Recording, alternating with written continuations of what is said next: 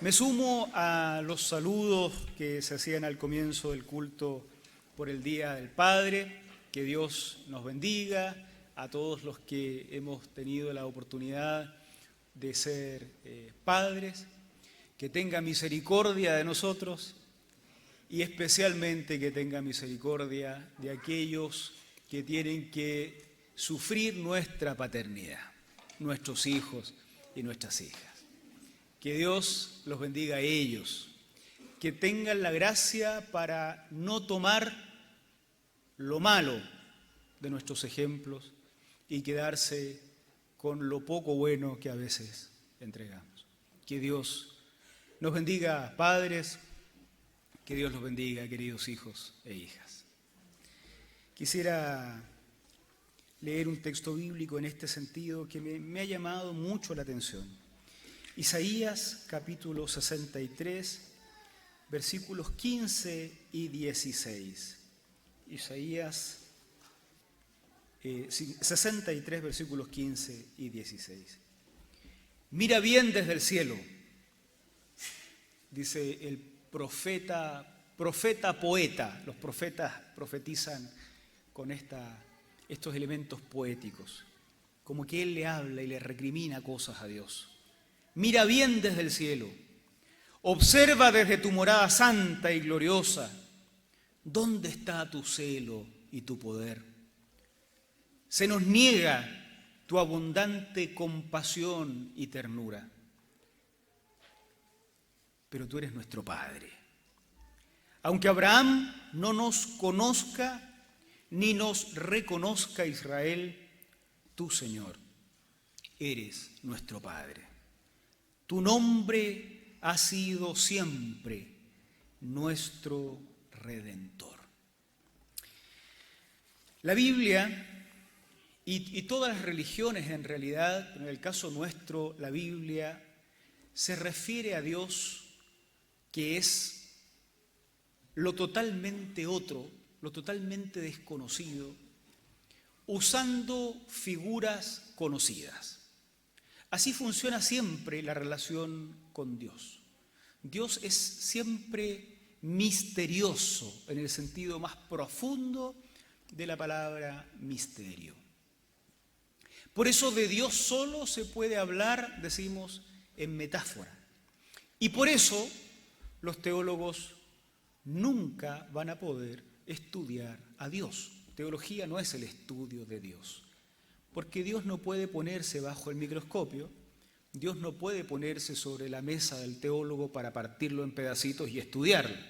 En el mejor de los casos, la teología estudia la confesión de fe de la Iglesia, la fe que profesa la Iglesia a lo largo de los siglos. Y entonces a Dios, desconocido, misterioso, lo nombramos a partir de cosas conocidas. Por ejemplo, en una cultura donde todos conocían lo que era pastorear rebaños de ovejas, el salmista dice, el Señor es mi pastor. Y entonces, claro, pudiera ser que las personas no entiendan la inmensidad de Dios, pero sí entienden la figura del pastor. Y entonces asocian y entonces comprendemos un poco más a Dios. Cuando el profeta dice acá, tú eres nuestro Padre, está haciendo lo mismo. Está cargando a Dios con ciertas características de la paternidad. En América Latina, este tipo de cosas no ha quedado sin conflicto.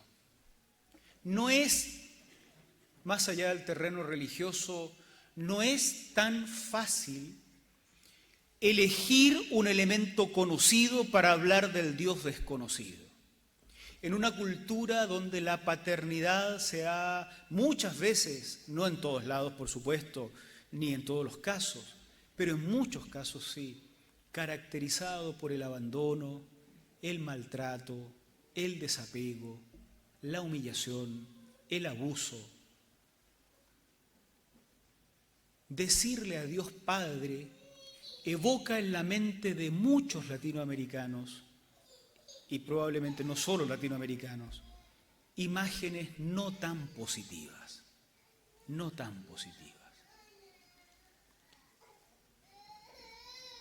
Cuando se intenta cambiar esta metáfora no se llega a mejores resultados. Pero esta cuestión quiero que esté presente en esta reflexión al partir, porque pareciera ser que el profeta sabe igual que nosotros que no todos los elementos de la paternidad humana son atribuibles a Dios. Y él carga, de eso vamos a hablar, a Dios con una característica particular que yo nunca había visto, a pesar de que lleva ahí escrita más de 2000 años. Que una vez que se carga en Dios como característica, se convierte en un desafío para todos aquellos de nosotros que también nos queremos llamar padres. Partamos por el comienzo. Parece ser que lo que está pasando al inicio de todo esto es una situación de mucho conflicto en el pueblo de Dios. Israel está viviendo la esclavitud, el cautiverio, son un pueblo vasallo, están sin la posibilidad de la autodeterminación política, no se autogobiernan y viven las humillaciones de un pueblo en tales condiciones. Se preguntan si acaso Dios no está en guerra con ellos. Por eso como que al comienzo, en el verso 15, desafían a Dios.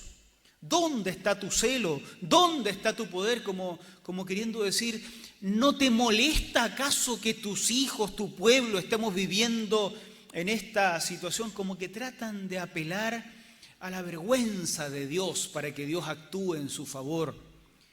Se nos niega tu abundante compasión, se nos niega tu ternura. Enojado el profeta hablando con Dios. Están en una situación en que la pasan mal en la vida. El verso 15 dice algo bien interesante. El verso 10, algo muy interesante. Pero ellos se rebelaron y afligieron a su Santo Espíritu. Por eso se convirtió en su enemigo y luchó él mismo contra ellos. Ese es el punto desde el cual esta reflexión profética parte. Se sienten dejados por Dios. La metáfora que escogen para apelar a Dios y tocar su corazón es la de padre. Y ahí es donde el conflicto en muchos lugares comienza. ¿Por qué escoger la metáfora de padre si en muchos lugares la paternidad está cargada de sentidos como la violencia, lo que decíamos hace un rato, el menosprecio, la humillación y el abandono?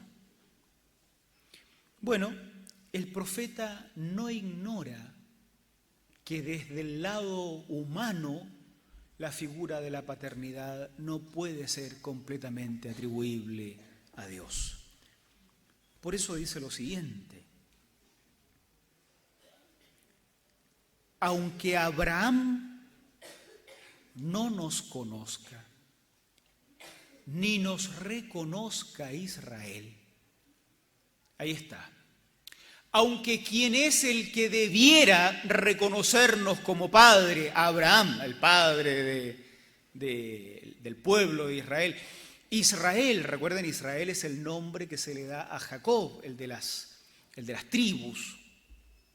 Son los verdaderos padres de Israel. Uno esperaría que de ellos se hable como modelos de paternidad. Y entonces el profeta, consciente de que no es posible atribuirle a Dios la totalidad de las características de la paternidad humana, la metáfora no llena todos los espacios, menciona eso. Aunque Abraham no nos conozca, ni nos reconozca Israel, tú eres nuestro Padre. Tú, Señor, eres nuestro Padre. La paternidad de Dios, entonces, que recoge la metáfora de la paternidad humana, no es comparable a la paternidad humana. No nos equivoquemos. Que se use para describir a Dios el concepto padre no significa que cualquier padre pueda erigirse en su casa y decir: Dios es como yo. Yo soy para ustedes el Dios de esta casa.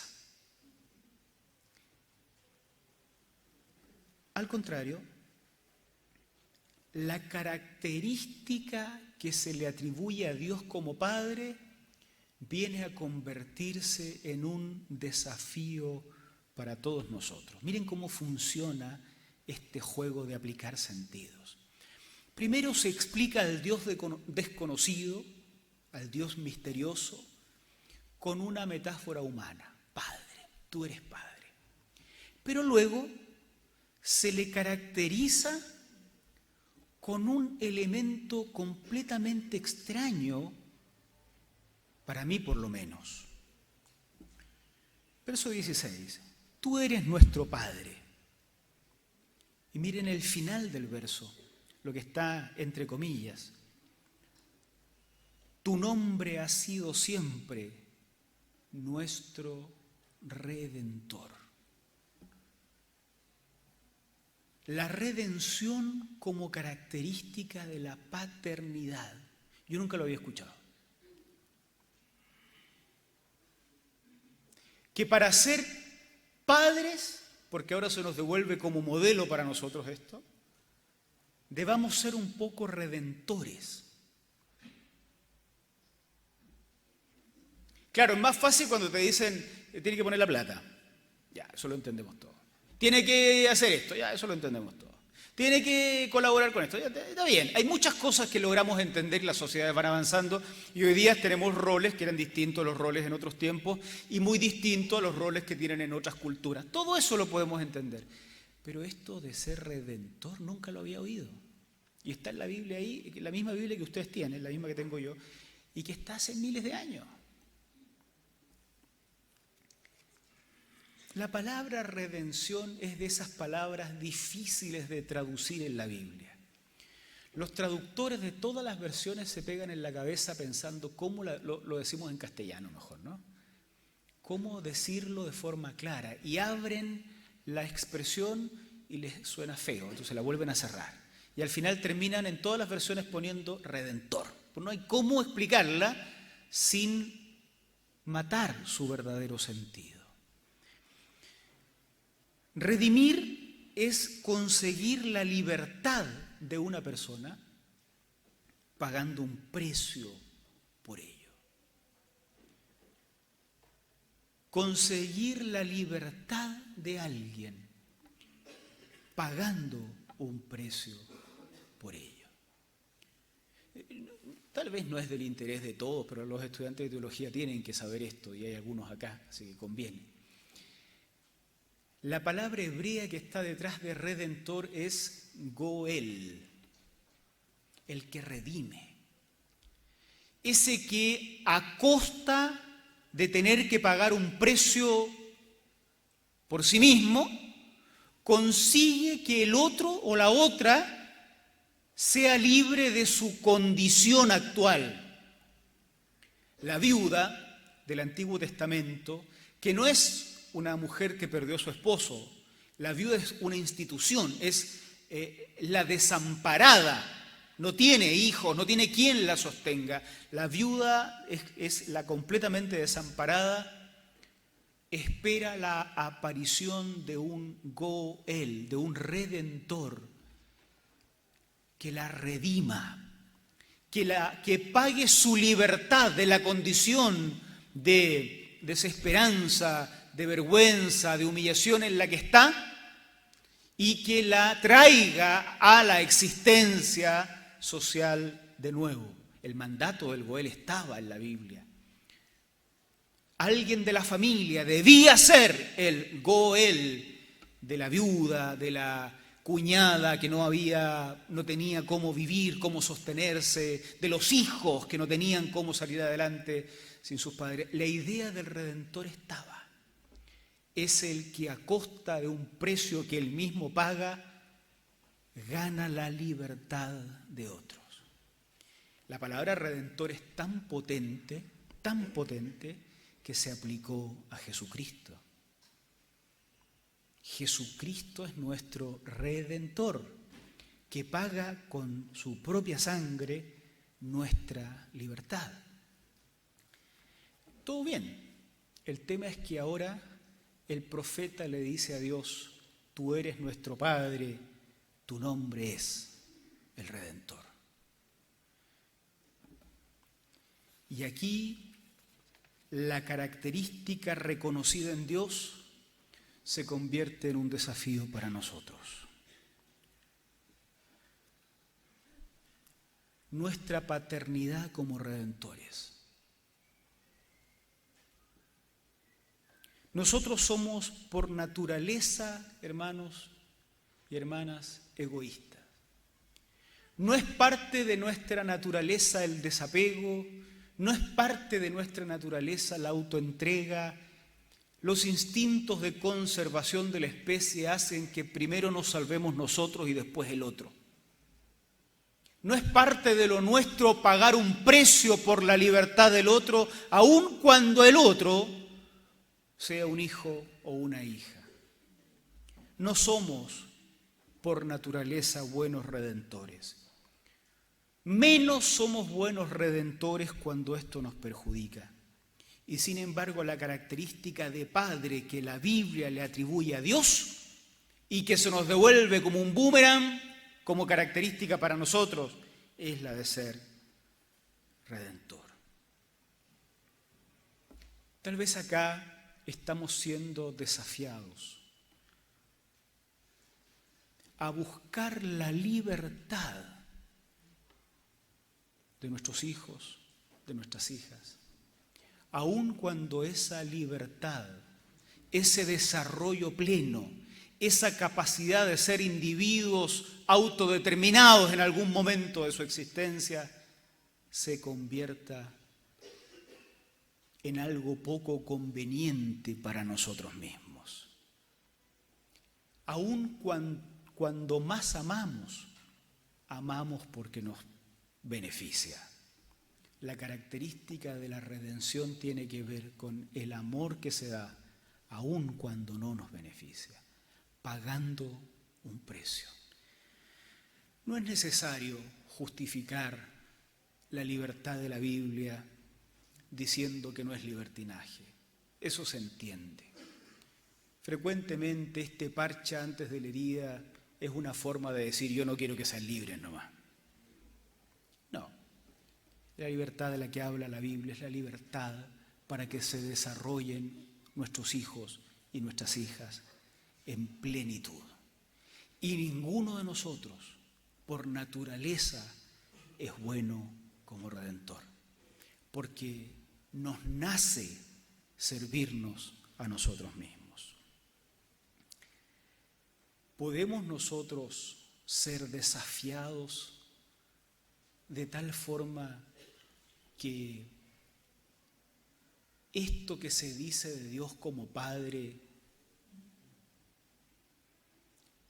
también se convierta en el horizonte de una característica para nosotros que nos llamamos padres? Yo creo que sí. Hay un desafío grande. En el último tiempo, lo que está de moda entre los evangélicos, producto de la reacción contra movimientos tan liberalistas, lo que está de moda es el llamado a ser más como antes. Hay gente en Facebook poniendo que antiguamente, en medio del maltrato, la gente crecía mejor. Y entonces hacen un llamado a que los padres evangélicos sean maltratadores como los antiguos. Es el mundo al revés. Pero los movimientos pendulares hacen eso. Por eso no es bueno meterse en estas modas pendulares. Es bueno buscar en la palabra aquello en lo que la palabra nos desafía a nosotros. Queridos, los padres tenemos tanto de qué arrepentirnos, tanto. Pero por eso estamos aquí buscando a Dios. Aquellos que tienen la vida resuelta y no tienen nada de qué arrepentirse, no están en una iglesia, están en el cielo. Todos los que estamos en una iglesia estamos porque reconocemos nuestra limitación. Queridos padres, La característica que define a Dios como Padre es su característica redentora. Tú eres nuestro Padre, le dice el profeta, y luego le dice, tu nombre es el Redentor. Tú eres el que pagando un precio haces que yo sea libre, que yo sea, diríamos hoy día, autónomo, un hombre o una mujer capaz de vivir la vida en su integralidad como un individuo con cerebro propio, con pensamiento propio, con carácter propio, no anulado por lo que egoístamente nosotros querríamos que ellos fueran. Esto es un desafío que lo hago con temor y temblor, porque estoy yo como padre muy lejos de haber superado estas limitaciones que pienso que la Biblia también me muestra a mí. Pero los invito como hermanos y como hermanas a leer la palabra del Señor como un desafío a nuestra paternidad, a nuestra paternidad. Hay algunos que están criando niños muy pequeños. Y yo, que no tengo niños tan pequeños, les puedo decir que todavía no sé si se resuelve en algún momento de la vida este conflicto. Y probablemente alguien sabio que tenga hijos ya muy grandes dirá lo mismo. Todos, en las etapas diferentes de nuestra vida, luchamos para no ser como nuestra naturaleza egoísta nos invita a ser, sino, cuando eres cristiano, para ser como el Señor te invita a que seas. Que Dios tenga misericordia del Señor, de nosotros, que Dios tenga misericordia de nuestros hijos y de nuestras hijas. Amén. Oramos al Señor, y luego la escuela dominical nos tiene una sorpresa bien especial. Así es que mientras oramos, la escuela dominical va a pasar. Señor, gracias, muchas gracias, porque nos permites en un momento como hoy, en que nos abrazamos, porque nos bendices con la paternidad, también aprovechar el momento, no dejarlo pasar, sino reflexionar en que estamos a veces lejos de ser lo que tú quieres que seamos. Somos egoístas, Señor. Nuestra naturaleza egoísta siempre nos hace buscar nuestro bien. Y muchas veces nuestro bien no es el bien de nuestros hijos y de nuestras hijas. Te queremos pedir que esta característica tan potente de la redención que se atribuye a Dios, esto de pagar el precio para que otros sean libres, también lo encarnemos en nuestra vida. Que nuestros hijos y nuestras hijas sean personas libres, que desde su libertad te amen, que desde su libertad te busquen, que desde su libertad sean hombres y mujeres de bien, que llegado el momento decidan también la forma de hacer el bien a otros, aunque sea esta una forma distinta a la nuestra. Pero Señor, oramos por nosotros, porque nosotros los padres somos los carentes de sabiduría, de poder de lo alto, y pedimos que nos llenes del Espíritu Santo, que nos santifiques, que perdones nuestros pecados y que borres de nuestros propios hijos e hijas, Señor, los resabios de nuestras malas decisiones, de nuestras malas acciones en el pasado. Tú que eres Padre perfecto, Señor, pon algo de tu paternidad misericordiosa en nuestros corazones y recibe, Señor, la gloria y la honra por todo. En el nombre de Jesús. Amén.